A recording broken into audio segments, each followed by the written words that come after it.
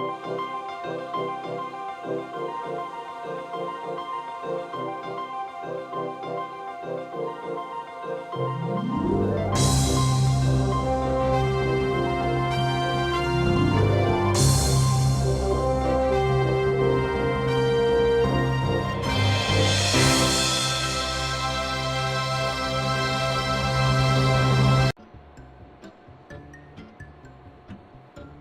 the show.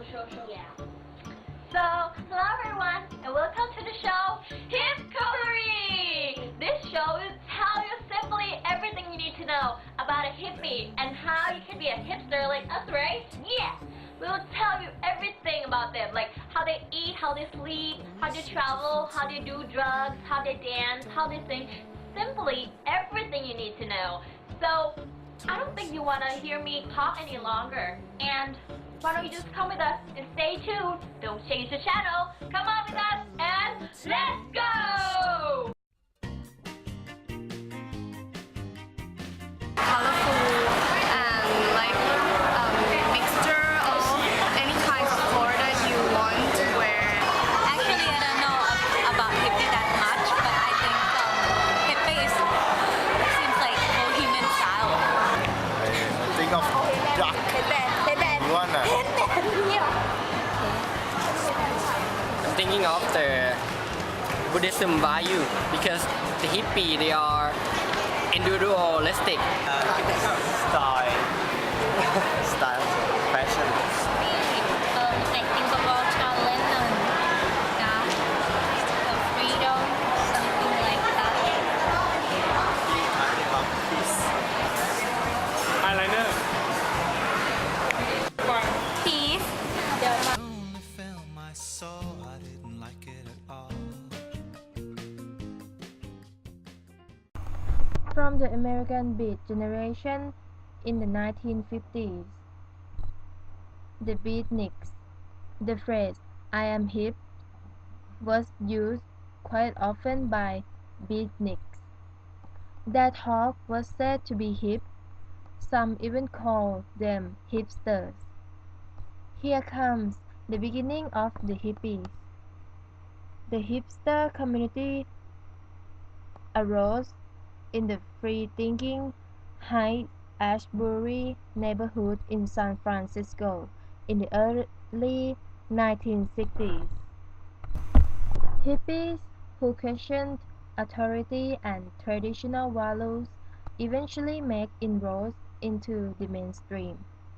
There were protests and demonstrations angry at the injustice in this country such as racism, poverty, and the lack of women's rights. The movement started small and grew. There were two major factors in the growth of the hippie movement. Music and Vietnam have to be considered in the equation. As the war escalated, more and more young people were going to Vietnam. Students died in confrontations with the National Guard at Kent State and Jackson State. It was a war that was considered unjust within the movement. Therefore, peace became a common goal. The neo-hippie movement has also morphed into the Green movement. Supporters of the Green movement call Greens. They share many ideas with the ecology and environment. Some simply advocate ecological living is the life philosophy. Proponents of ecological living aim to conduct their lives in such a way that they have an all-encompassing awareness of Earth and its process. Ecological consciousness and care for the Earth are paramount important in the decision-making process. Drugs had a very big importance in the hippie movement. LSD was the most important drug of the actual San Francisco hippie scene. LSD is the amazing therapeutic use in psychotherapy as the treatment and care of alcoholism and other mental disorders. The real hippie prefer LSD due to its far more impressive effects. Although marijuana was also widely spread, the hippie movement becoming larger and larger in the late 60s. Drugs use was another big part of hippie culture. For many hippies, taking drugs was less about achieving a high and more about participating in a ritual of self-exploration and discovery. In any case, drug use, though widespread, was a highly complex and personal issue among hippies, more about spiritual realization than physical pressure. Many hippies, like any other groups, some of them live on processed junk food, at least some of the time, but for those concerned about their diets.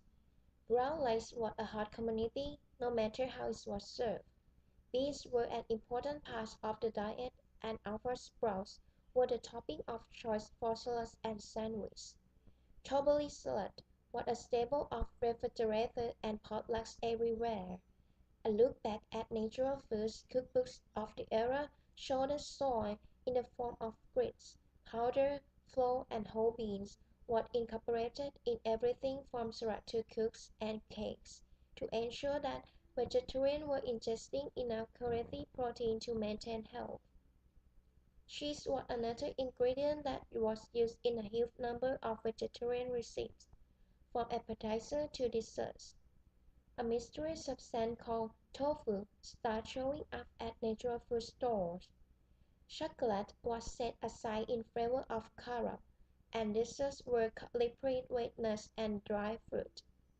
Many cooks developed a natural snack recipe to have on hand in case the munchies should strike, and for a few years, vegetarians were caught up in ensuring they were ingesting complementary protein combination at every meal. Freedom is shedding those false needs and finding one's true place in the greater scheme. Understanding the interdependence of life is seeing beyond the material illusion. This is called enlightenment. Hippies are the most open-minded folks when it comes to religion. They try to find a way to reach the inner peace, and they found that Christ and Buddha's teaching are the best answer for them. Believe that Christ and Buddha look at how many lives they influence. Imagine that if we all realized those teachings, everybody would absolutely live in harmony with each other. Gay rights is not the only one field where hippies gave us a heritage. At the end of the 16th century, in the United States, numerous groups were created to defend the rights of the homosexual, like Gay and Lesbian Studies, which was an association established in the universities. Gay Liberation Front is another example. These groups is what created after the Stonewall riots, where gay and police officers confronted each other. The first confrontations was in a sort of hippie bar. The Stonewall Inn and hippies participated to the riots. This conflict was considered as the beginning of demands of the equality rights of the homosexuals.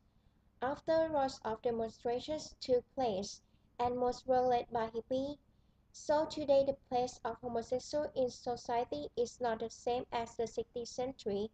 So we can think that all the actions of the hippie had impact on this, and that hippie gave us an important legacy about the integrations of homosexuals in American society. Hippie could be picked up and go wherever the action was at any moment. If the vibe wasn't right and a change of scene was desired, were mobile at a moment's notice. They were happy to put only a few clothes in their backpack and stick out the thumb and hitchhike anywhere they want to go. They don't care if they have money or hotel reservations or any basic travel kit. Some hippies could afford cars or vans. They simply use it as their second home. They travel and live there for like the whole time. As you can see here, their cars were painted with colorful colors and decorated with flowers and peace sign, love, and anti-war phrases. Scott McKenzie was considered as one of the most influential and famous hippie singers during the time. He sang the song San Francisco, which became a big hit in both the United States and the continent of Europe. The lyrics goes like this: if you're going to San Francisco, be sure to wear some flowers in your hair. Somehow this phrase influenced thousands of young people from all over the world to travel to San Francisco, sometimes wearing flowers in their hair and sometimes distributing flowers to people who pass by, which later would give them the name of Flower Children. At the same time, there are also other bands who were also famous, such as the Grateful Dead, Big Brothers, and the Holding Companies, and Jefferson Airplane. The hippies have a long messy hair and also put a flower or Pocahontas headband on their hair. Wearing tie-dye hippie clothing or knit clothing was a way to have cool clothes with little money. Their clothing was a statement of rebellion against corporate advertising and consumerism. In the 60s, all t-shirts were white. Tie-dyeing was a way to make t-shirts look cool. Hippie often wore bell-bottom jeans or bohemian gypsy skirt. Hippie rebelled against corporate big business and liked to wear anything that was made by people's hands, not mass-produced. They wanted clothing that was unique or could be combined in a new and unique way. Accessories of hippies are granite glasses or necklace in peace symbol. They learned to make their feet dirty by walking without shoes or bare feet. The signs on the hippies are the peace signs. Those were universal language in the hippies movement. They wanted to make a better, more peaceful world. Their signs and symbols have carried out and been decorated by generations that follow, using creative skills and tools they could only imagine. And the second one is the flower power. They use flowers such as daisy to represent friendship, love, preservation of the earth as another symbol, along with the peace symbols. Images of flowers being placed in guns became prominent throughout the 60s in anti-war efforts. The song also featured reference to flowers, such as Scott McKenzie's "If you're going to San Francisco, be sure to wear some flower in your hair." We hope a lot that you like what you just saw just now, and thank you so much for watching this video. Hope you like it, and see you next time.